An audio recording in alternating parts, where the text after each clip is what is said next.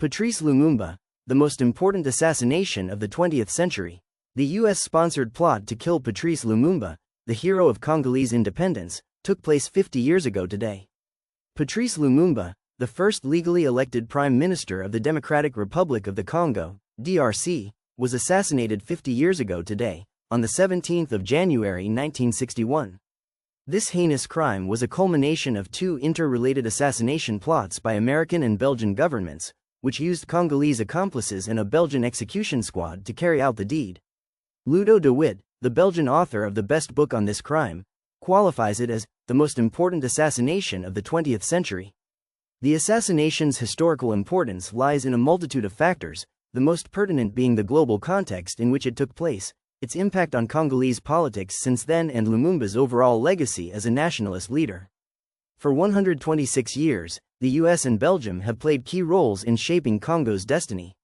In April 1884, 7 months before the Berlin Congress, the US became the first country in the world to recognize the claims of King Leopold II of the Belgians to the territories of the Congo Basin.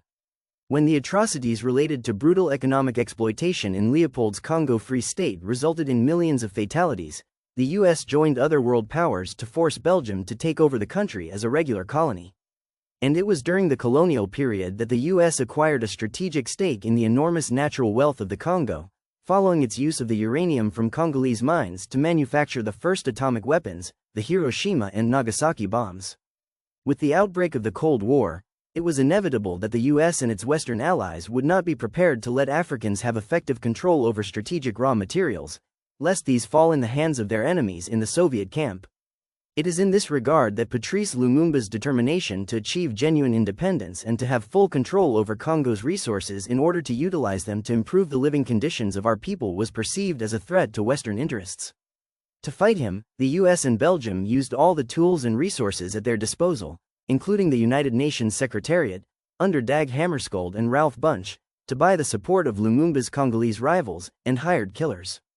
In Congo, Lumumba's assassination is rightly viewed as the country's original sin. Coming less than 7 months after independence, on the 30th of June 1960, it was a stumbling block to the ideals of national unity, economic independence and Pan-African solidarity that Lumumba had championed, as well as a shattering blow to the hopes of millions of Congolese for freedom and material prosperity. The assassination took place at a time when the country had fallen under 4 separate governments: the central government in Kinshasa, then Leopoldville, a rival central government by Lumumba's followers in Kisangani, then Stanleyville, and the secessionist regimes in the mineral-rich provinces of Katanga and South Kasai. Since Lumumba's physical elimination had removed what the West saw as the major threat to their interests in the Congo, internationally led efforts were undertaken to restore the authority of the moderate and pro-Western regime in Kinshasa over the entire country. These resulted in ending the Lumumbist regime in Kisangani in August 1961, the secession of South Kasai in September 1962, and the Katanga secession in January 1963. No sooner did this unification process end than a radical social movement for a second independence arose to challenge the neo-colonial state and its pro-Western leadership. This mass movement of peasants, workers, the urban unemployed, students and lower civil servants found an eager leadership among Lumumba's lieutenants, most of whom had regrouped to establish a National Liberation Council, CNL, in October 1963 in Brazzaville, across the Congo River from Kinshasa. The strengths and weaknesses of this movement may serve as a way of gauging the overall legacy of Patrice Lumumba for Congo and Africa as a whole. The most positive aspect of this legacy was manifest in the selfless devotion of Pierre Malele to radical change for purposes of meeting the deepest aspirations of the Congolese people for democracy and social progress. On the other hand, the CNL leadership, which included Christophe Djibenye and Laurent Désiré Kabila, was more interested in power and its attendant privileges than in the people's welfare.